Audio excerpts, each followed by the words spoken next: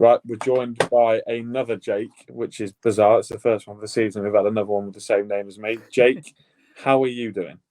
I'm doing all right, thank you, Jake. How are you? Yeah, Jake, yeah, I'm absolutely fantastic. Um, yeah, so obviously we're here to preview the game that's taking place tomorrow night as we speak. Just talk to me a little bit about Liam Rosenior then, Jake. At the moment, obviously, I don't believe he's been given the role on a permanent contract, but it doesn't seem to be phasing Derby and the team around him so far, does it? No, I mean we've looked really good. It's hard to sugarcoat it. Considering you look back a few months, I think it's important from a Derby fan perspective to do this a bit more. As think about we had 4 players, 5 players 3 months ago. We were looking like we were going to go out of extinction, and now we've got some really really talented players, a really good looking side playing some really good football. Rossini is obviously a huge part of that. I think we've played 10 games in all competitions now and won 6 and drawn 2. We've only lost 2 games all season, and that's coming with a team that's known each other about 4 or 5 weeks. So he's I wouldn't say working miracles. I think that's maybe a little bit of a stretch, but he's certainly had a really good start. And Liam Rosenior, from what I can tell, obviously I have a few mates after going to Union Derby who support the club, said that under Wayne Rooney, Liam Rosenior was sort of the tactile man, the tactician.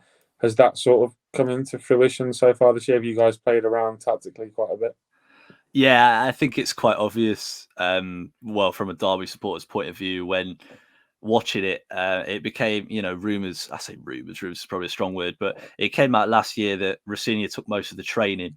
He did most of the work with the team. Rooney was a bit more of the motivating man.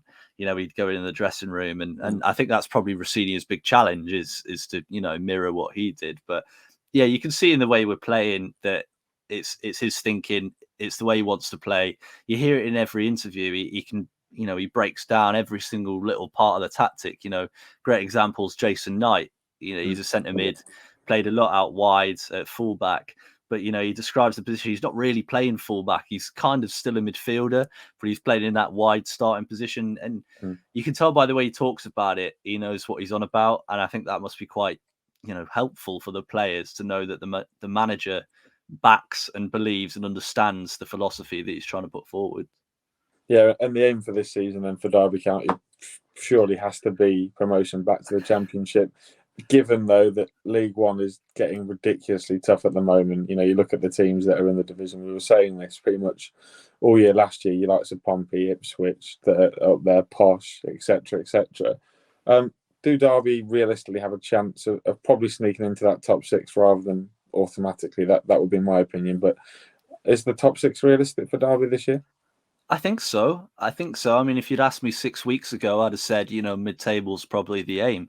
But as I've said already, like the way we've played, I think that's it. It's the way we've played and the way, we've had a lot of games where we've not put the game to bed, but we've played pretty much scintillating football. We've got players like Tom Barkhausen, Nathaniel Mendes-Lang, Lewis Dobbin, James Collins. Now he's starting to hit form a little bit. David McGoldrick, Louis Sibley, Max Bird, Conor Hurahan. We've got a lot of players of real quality, and when it does click, it goes well. It's just we haven't completely clicked as a team yet. I think if we can hit that sort of final gear and step it up a little bit more, especially in away games, I think we've got a real good chance of finishing top 6. But, I don't think we've been incredible as like overall so far. I think we've done well, but I don't think we've been incredible, and we're still up there and we're still in those sorts of positions despite having a pretty tough run of early fixtures. So, if we can keep this sort of form going and step it up a little bit, we've got a really good chance, I think. Now, out of all the summer signings that I want to talk about that you made, I think it was 14 or 15 Something in like that. total. The one that I want to pick out for quite selfish reasons, because we were heavily linked with a move for him, was Willos Schüler from Sheffield United. Heavily linked with a move to Lincoln during the back end of the transfer window. He's joined Derby. Is that a sign that excites you? We got to see him in pre-season. He absolutely ripped our defence into shreds as they beat us 3-0 and 2-0 over 2 games. Is that someone that you're excited about watching over the next couple of months or so? I think so. He didn't have the easiest of starts coming on, and we could see 2 goals about a minute later. Yeah. So I don't think he had the nicest of introductions. But yeah, I think he is. that was kind of we had two problems coming towards the end of the transfer window.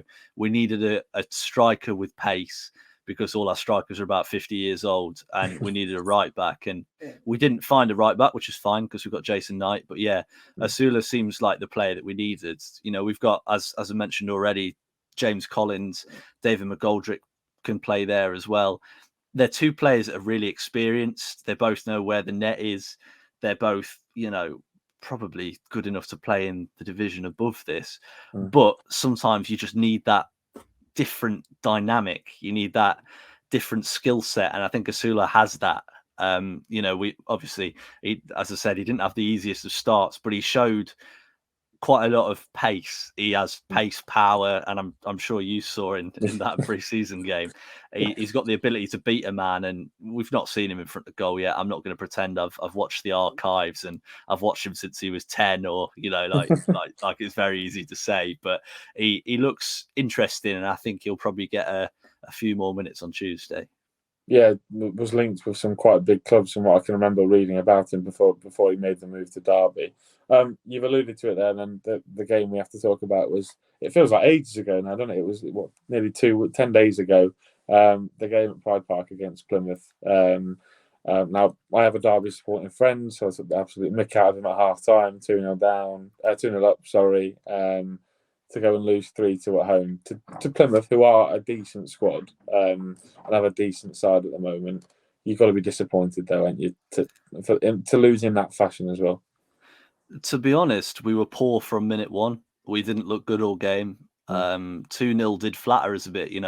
The two goals were two moments of sheer quality. First from McGoldrick setting up Collins, and the second one was just Mendes-Lang doing what he does and beating three players and smashing it into the top corner. It was, I'd say, probably a little bit against the run of play. I think, to be honest, that's the first game where I'd really say Rossini got it wrong. He's still a young manager. He's still learning. He's got a lot to learn. I'm sure he'll be the first to admit that. And the changes that he made shot us in the foot a little bit. We had a really good chance to sort of shut up shop when they were putting the pressure on at 2-0. And instead, we made two changes which made very little sense in the grand scheme of things. Brought on Liam Thompson in a game where we were trying to control the game. We brought on our 5'1" centre mid, and we brought on Louis Sibley in attacking mid and played him on the wing. So we ended up putting, two square pegs in round holes against a team that was really pushing, and it cost us. So I think if you look at all the goals, all three goals came from our mistakes, and it's frustrating and it's upsetting. And you could tell, the frustration at full time from fans. And, I was sad for about 4 days afterwards because it's grim to lose in that sort of way, isn't it? But I think the fact that it was all individual mistakes is a little bit of a comfort in a way. Players like Erin Cashin made a couple of mistakes, and he doesn't make mistakes very often. Yeah. So, that's not something that's going to continue. It's not a trend that's going to go on into the season, hopefully. So yeah, it was crushing. Crushing's probably the right word, but hopefully we've learned a lot from it. Rossini has learned a lot from it, and we can take it into games going forward when we're in that position again. And how do you think the break has affected you? Obviously, EFL stopped this weekend due to the death of Her Majesty the Queen on Thursday. No EFL games took place at all this weekend, or Premier League. How do you think that rest or that break has suited Derby? I think Mark Kennedy alluded to in his press conference this morning that he thinks it's massively helped in the terms that he can get on the training ground a bit better and be able to train his players. How do you think Derby has taken to it? I think probably similar. I think every single day that the team get training with Rossini and training with each other is a benefit. As I've said before, we didn't really have a pre-season. Our pre-season was 3 weeks shorter than everyone else's. So we've been behind from minute one, and we've had a lot of players that have been injured or are injured that have, just coming back to health. David McGoldrick's a great example. He's been out for a while and he's come back in, and I think this break will help him. It'll help him get up to speed, and the same with the likes of Curtis Davis as well. And so, yeah, I think it'll be a really big benefit to us, get a bit more work in. I know that we train on Saturday when the game was meant to be, so he's not giving them a break. No time off, got to keep working, try and get ourselves in a good position because, as I've said there, I think the team need it. They need it. They need that time together, and hopefully more sort of relationships will form, and we can keep improving.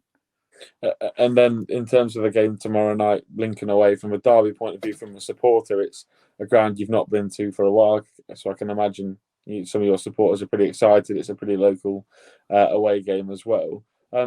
In terms of how you're assessing the game, what are your thoughts on Lincoln so far this year? Obviously, we spoke off air, and I told you we were just outside the bottom four on goal difference. This is a game that Derby, if they've got serious promotion ambitions, that they need to come and win, isn't it? Yeah, I think you're right. I mean, I think the result against Peterborough for you guys, I'm sorry for bringing that up because I'm sure that's a bit painful. That's the sort of thing we need to do. If we want to be towards the top of the table, we need to be winning games. And I'm sure a lot better than me. You've probably not had the start that you've wanted. It's not been probably not playing the sort of football that you wanted to play. So yeah, I think it's always tough, isn't it? I mean, and without sounding big-headed, teams seem to always raise their game against us.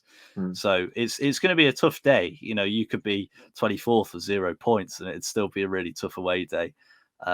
But your fans are really good, and I'm not just saying that because I'm speaking to you, but your fans are good. I've seen some of the displays and stuff in the past, and yeah, some of the better fans in League One, so I'm sure they'll make it difficult as well. So yeah, it's exciting, but I think it's going to be another tough game. Trying to get some brownie points in before he predicts us to lose 4-0. Let's maybe talk about a score prediction then, Jake.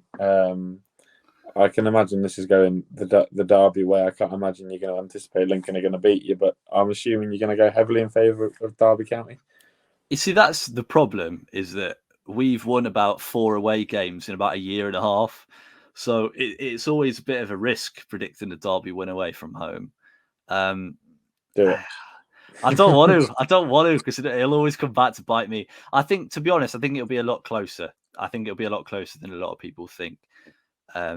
It's every game where a team's got home advantage isn't going to be the same, and because we're not the free scoring side that maybe other sides towards the top of the division are, we might struggle. If you guys can sort of withhold, because we seem to batter teams in the first half. If you can withhold the first half battering and get to us in the second half like Charlton did when we played them, you've got a really good chance of getting something out of it. So I think hopefully my heart says a Derby 1-0 win.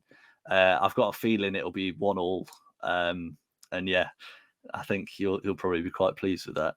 Brilliant. Another home draw. It's not like we've drawn enough games at home so far this year. Anyway, Jake, thanks for coming on, mate. Do you want to plug anything you've got to plug? I know you do a lot of work and stuff like that. Yeah, if I was going to plug anything, it's a bit rogue, but Derby have a Twitter football team, and it sounds really cringe, but it's actually all for charity. We've got a game on the 23rd, and if you visit my profile, you'll be able to find all the details on that. And we're raising money for a charity called Treetops Hospice, which look after people on like end of life care with cancer and motor neuron disease and things like that. So yeah, if you could make your way over there and donate, I'd be very grateful. Yeah, I'll make sure I put a link in the description of the video for you as well, so that people can go and look that. But thank you for coming on, mate, and we'll speak soon. Cheers, mate. Thank you.